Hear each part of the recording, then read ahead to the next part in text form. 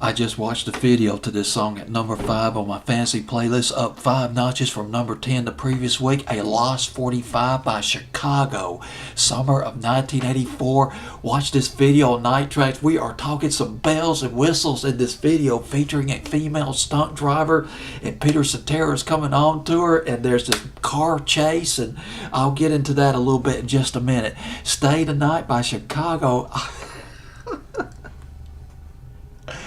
I can't believe it's been 30 years ago. I haven't seen that video in 30 years. I watched this on Night Tracks.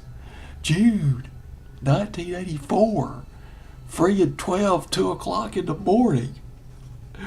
Well, here's the deal. Stay the Night by Chicago. Boy, very successful group, but they're late to the video thing. But this was their 35th charted hit. It went to number 14, number 16 on Billboard's Hot 100. Chicago's very first hit, their very first charted hit. One of my favorite Chicago records, Question 67 and 68. Summer 69 went to number 70, 71 on Billboard's Hot 100. But 1970 would be their banner year. The spring of 1970, Make Me Smile. The summer of 1970, they came out with 25 to 64. The fall of 1970, does anybody know what time it is?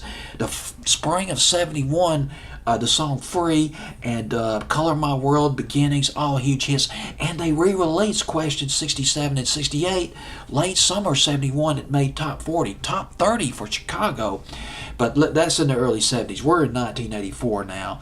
The song was written by Peter Cetera, lead singer of Chicago, along with David Foster. Now let's talk about the video. The video was directed by Gil Batman. It's Bettman. Can't pronounce his last name. This is the first, the video that you're going to see, I'm going to play for you. This is the first video by Chicago that got regular airplay on MTV, and it was played on Night Tracks as well.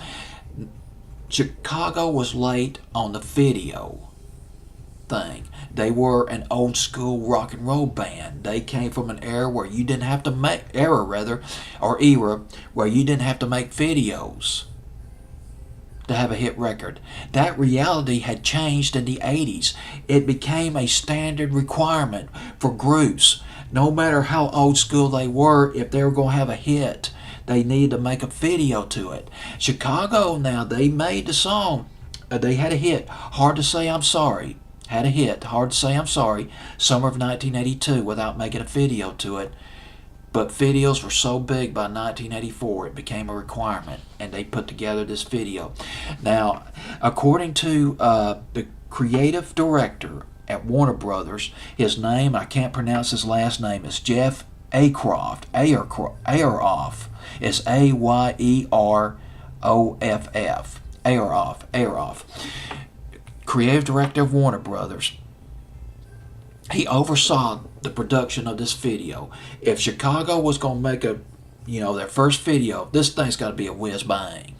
Got a lovely female stunt driver, car chase, and the car explodes. And you got the stunt woman as the ambulance driver. Now, how can MTV not play this video? And they did. It was a hit for Chicago. That quote, I paraphrase what Ayroff said, and it's from the book called I Want My MTV. I'm going to have to read this book. I'm just going to have to read this. As a matter of fact, I think I'm going to order it. I'm going to go to the library tomorrow, I think, and go ahead and order this book. Well, here it is. This is Chicago. Stay the Night at number 5 on my fancy playlist, June the 11th, 1984.